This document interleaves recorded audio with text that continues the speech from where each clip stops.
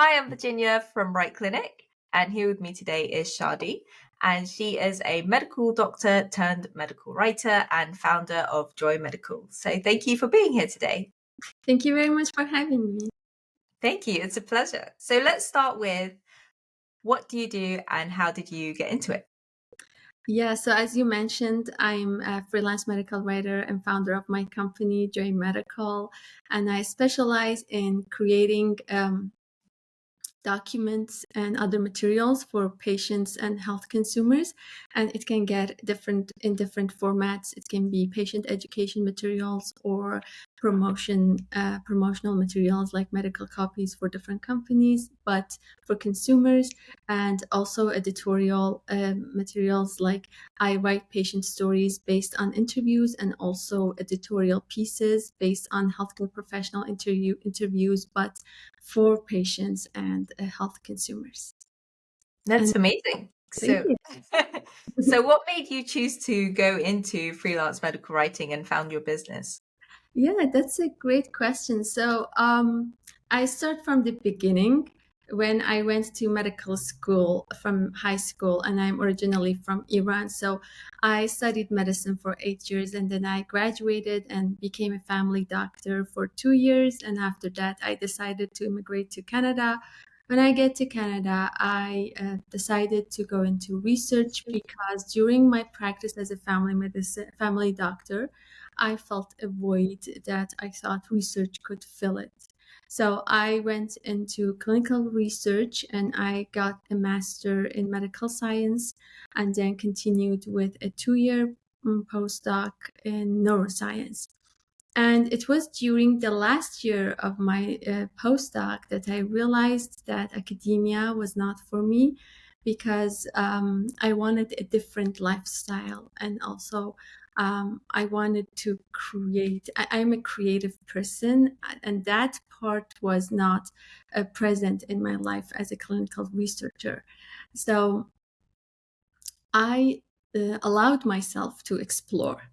And during the exploration phase, and also I did a lot of reflection to see what I wanted to do, because this time I wanted to find a job that would match me, not me matching a job. And this was like turning the thing different in a different way. And during the exploration phase, I got familiar with lots of jobs, and the medical industry is very big, and I didn't realize that. And then in a career fair by the University of Toronto, I came across medical communication.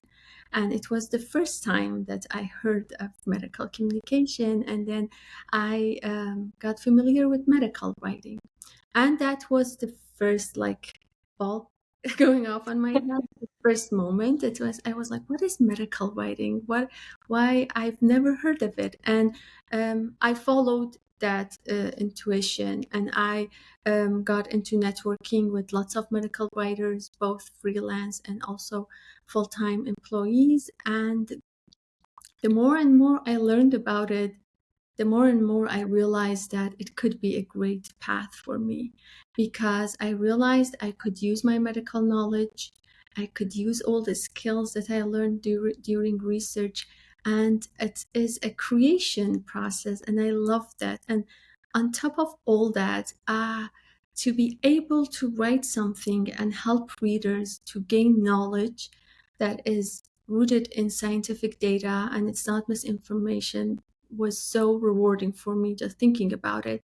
And when I created my first piece, which was an article about sleep and diet, I was over the moon creating that piece. I loved it so much, the process and all the things that I put together to create that piece.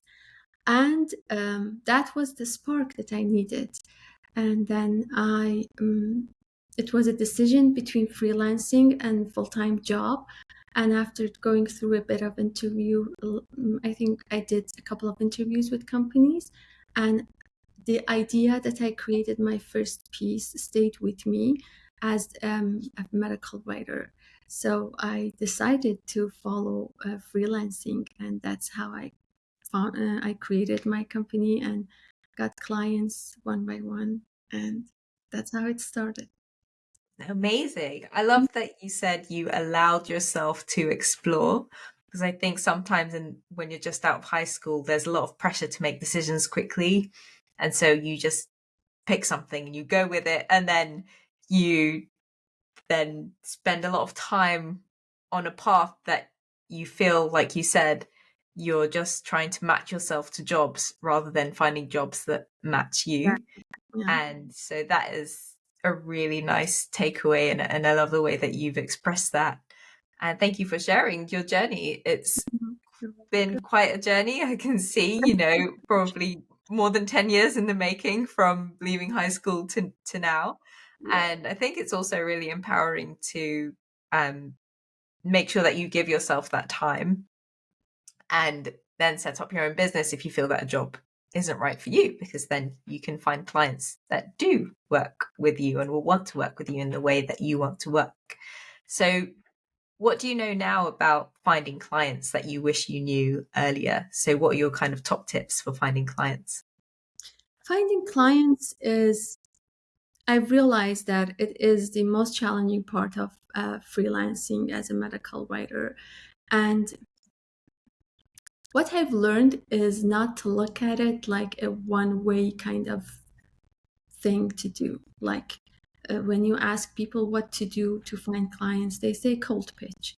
And that was my understanding in the beginning. But if I would go back and talk to myself, I would tell myself to diversify and look at it like an investment.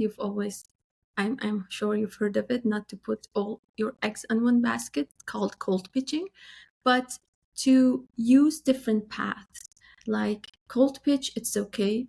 And warm pitch, hot pitch, you can combine things together and network with other people, especially freelance medical writers. In the beginning, I didn't know that. I thought that I just need to network with company owners and recruiters, but actually freelance medical writers can be really, really helpful in finding you jobs or referring jobs to you, or just seeing them that they have clients can give you hope that you can achieve that. It's something that not many people talk about it, but seeing other people's success as the sign indicator that you can be there as well.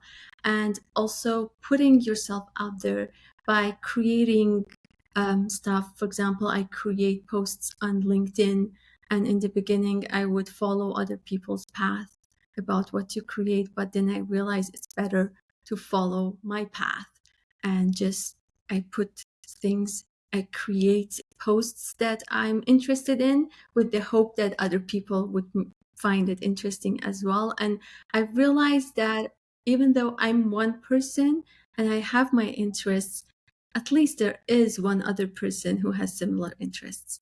So that gives me the confidence to trust myself. And trust and confidence plays a very big role in freelancing because you're by yourself. You think you're alone, but you can create a support system around yourself and use that support system when you're down in, for example, finding clients, and not to just stick to one path, but use different paths and just plant the seeds and nurture those seeds and wait for them to just grow, and realize that it takes time to find clients. It happens that sometimes I reach out to someone and they say they need me, but the contract happens a year after. That happens. It doesn't mean that it doesn't say anything about me as a medical writer. It says something about the industry, that it takes time and not all the people have projects when you reach out to them.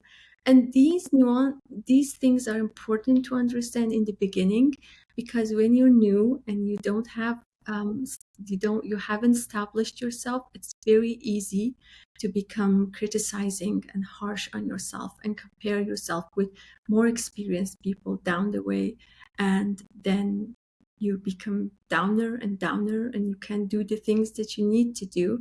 But it's important to separate yourself from the industry and then work from that position.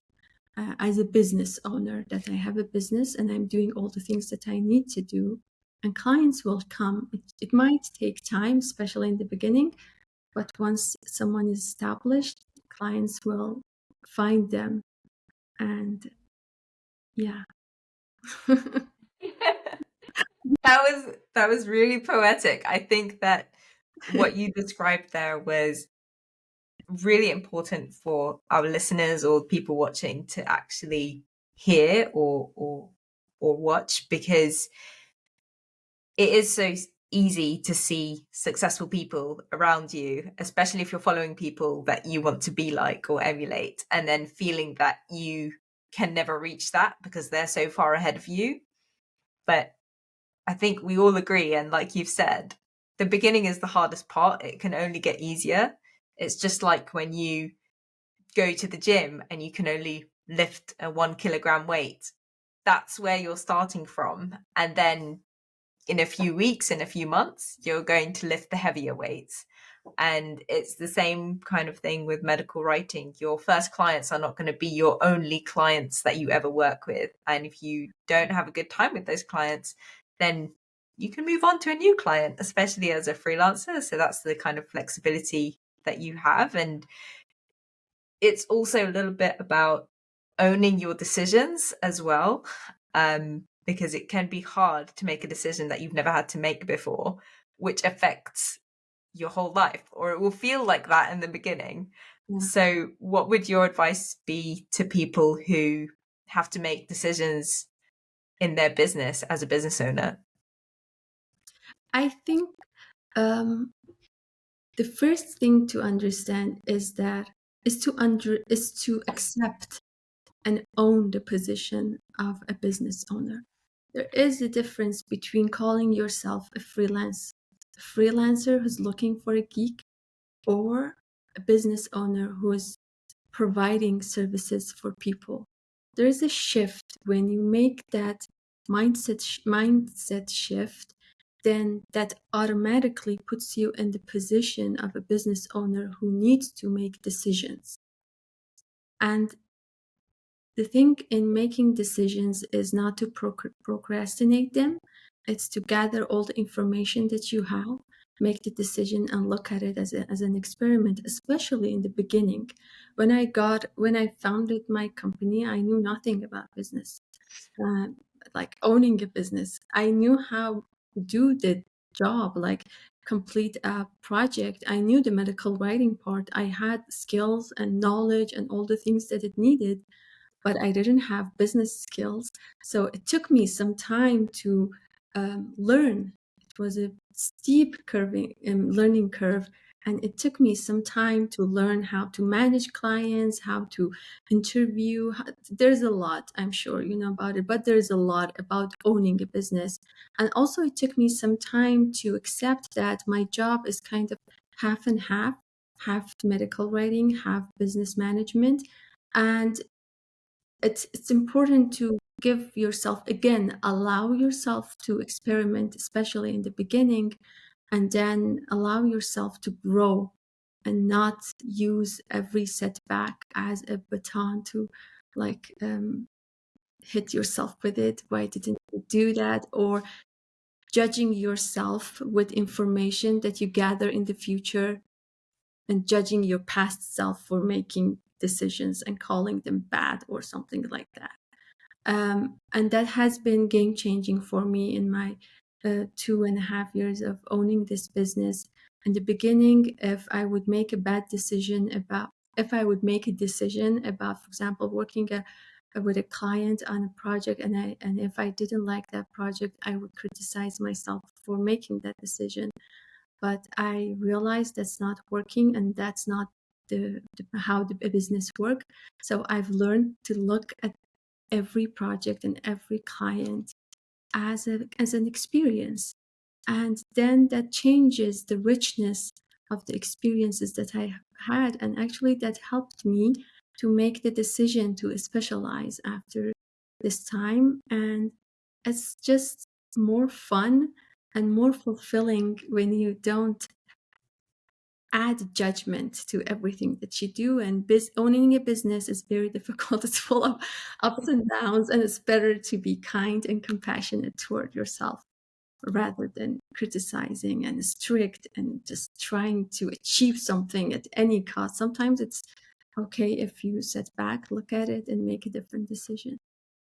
Yeah, that's so good. I really like that. That sounded really reflective of your past experiences, and thank you for sharing that. I think it is so important to be kind to yourself and think of each client as an experience, because that's how you grow. You've been growing all the way up to this point, even at school, you've got better at your subject, you've gone on to maybe do a degree or go into the clinic like you have, or do research, or even move country. These are all huge learning experiences where sometimes it can feel like you don't know what you're doing, but that's okay. That's a natural feeling to have, and you should experience it and then learn from it and then move on. So there is a saying called fail forward.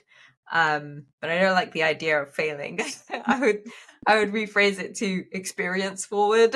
So for every experience you have, it helps you go forward in your life or in your business.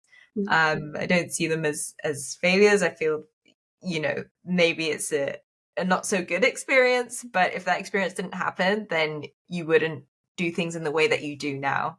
Exactly. And I think it's important to appreciate them, even though you won't like the experience at the time, maybe. But they mean that your future self will kind of thank you for going through that difficult period and then finding the solution. Yeah, and it's very important for someone who's trying to start a business, freelance medical writing or full time, doesn't matter, because it's very easy to say that, okay, I will start with when everything is perfect, when I figure out the business, when I figure out the projects, when I create a very beautiful portfolio with lots of pieces. It's very easy to become perfectionist around it. And I think it's important to realize that there's a pitfall there, and it can be procrastinate in the form of avoiding to start. So it's important to allow ourselves to again explore and experiment, and know that failure is part of success. It's not the opposite of success. And with every failure, we go up and you learn something. I have a list of now red flags of projects and clients and what I like and what I don't like. And all of it came out of those experiences. And it's wisdom that helped me actually to specialize. And if you ask me what's your ideal client now, I have a better idea than when I started out. And I think it's important to know that, especially when you have your own business and there's like ups and downs. These are for the down times, because when you're up, you're happy. For the down times, you need that to stay and to stick to it. I love that you have a red flag list. Now I'm going to ask you what's what's on the list. So, what are your top 3 red flags for clients that you look out for that you definitely not want to work with? And then, okay, I will share some of mine as well. Top 3 is for those clients who don't know what they want. Like, they come to you with, it's okay if they don't know the details of a project, but when they come to you with nothing about the project, just an idea, that is one, because it can become very time consuming, and your position as a medical writer can turn into a medical writing coach, which is not something, it cannot work perfectly. The next one is people who don't have the budget for the thing that they're looking for. And the third one are people who don't act professionally, especially in email or in the interview. There are things that you pick up in the interviews, and in the beginning, I would just sweep them under the rug, and I would see them, but I would ignore them in the beginning because I was not experienced, and also not many people talk about it. So I would put the blame on myself, not on them. But now I know from even emails when they reach out to you, if they're respectful and professional. And those are top 3. I would agree. Those are 3 really good red flags to look out for. And I think also what you said about the last one is that it's okay to ignore people because your time is the most valuable thing that you have. And you shouldn't feel guilty about ignoring people, especially if you've already had an experience with them either through email or through a video call or a telephone call. They've already had a piece of your time. Don't give them any more. Just ignore them and find your next client. So for my red flags, it would be anyone that asks for like, how much do you charge per word? That's one of my top hated questions, because it means that you don't value all of the research and the style and the especially the revisions that your work has to go through as well. So when you get feedback and you have to make edits. Another one is when they're really, really slow to get back to you. So I know you mentioned that you might have had a conversation with someone that said they really want to work with you, but then they didn't turn up until a year later. But I'm sure you didn't send them a message every 2 weeks for 2 years, for a year, sorry. So if they're really slow to get back to you and they're interested, then just let them do whatever they're doing, because they might be waiting for a contract, they might be waiting for a budget or something like that. So I would say if you have to chase them up too much, then chase them up maybe twice in a month, and then if you're not getting a response after a month, then just leave it, move on. There's other work out there. And then the other red flag is that if you are working on something and then they suddenly start asking you to do other things, but they're not willing to pay for those other things which are extra, then I would say think twice about carrying on with that client. Maybe just complete what you agreed to do and then again move on. So because some clients just want freebies and I'm like, no, because I could be spending that time on another client who will pay me. So you do have to be quite firm as a business person. So I think it's important to know that I am a business owner, there are business owners as well, and we are equally trying to work together to create something great. And that two-way business relationship is very important, because when my power with their power work together synergistically, the result is amazing. Like, I've seen it. It satisfies everyone from the readers to the stakeholders. So I'm looking for that. And all those red flags are to know that the relationship won't work great and the result won't be great. And I want to avoid that. I want to give my client satisfaction and great outcome so they can be happy with their lives. And the readers, I want the readers also to be happy. And if I don't have access to my whole power and skills and knowledge, I cannot perform. And it's very difficult to think about the worth of a word and creating something amazing. So red flags are important to just avoid and to give you the opportunity to create something great for your clients and yourself and the world. Yeah, exactly. I think at the end of the day, we all want to have a positive impact in the way that we create something, because we're really passionate about the readers who are going to be involved in some way in the world of health. So whether it's a patient or a healthcare professional, or another stakeholder, then you want to make sure that you are spending your time doing something that is actually going to work, that you can be proud of. And then also, when you have a successful project, then you can repeat that process for another client, and you can say to a new client, this is what I've done before, this is what we achieved. And then it's another way to kind of build your business as well from your successes. And so as a final question, what's next on the horizon for you as a business owner, or what else do you have in mind for your future? So it's as a business owner, I want after 2 years and 2.5 years of going through different parts of business, I have now processes, and I want to put all those processes into testing and see what's the best way to manage the business, the most cost effective, less time consuming way. So that's one part that I'm excited about the business.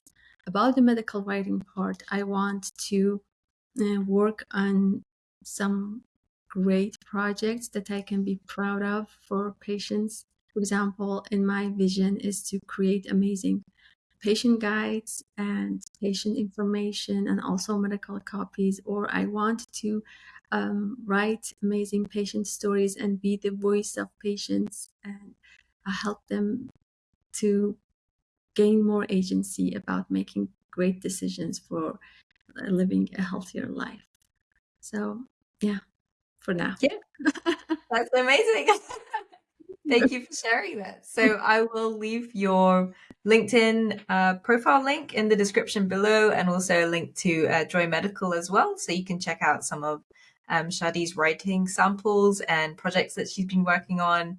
And it's been a really great episode. So thank you so much. Thank you so much. I wanted to add that I also write about writing and how to become a better medical writer and things that I learned on LinkedIn. So if anyone interested in just the field of medical writing, please feel free to follow and just engage. Thank you. Yeah, I will follow too. I mean, I already follow you. We're connected. But I love it when people share their experiences of how to become a better medical writer, and you've done that right now with this episode. So thank you again so much, and I look forward to your LinkedIn posts, and a very best wishes to every success to your business as well. I'm sure you will continue to learn and grow, and it will be very successful. Thank you so much. Thank you so much for the time and energy you put into creating these videos. I know how much time and energy goes into it. Thank you very much for making the field of medical writing more accessible to all people. And thank you very much for reaching out to me and giving me this time just to talk to you. It was amazing. Thanks.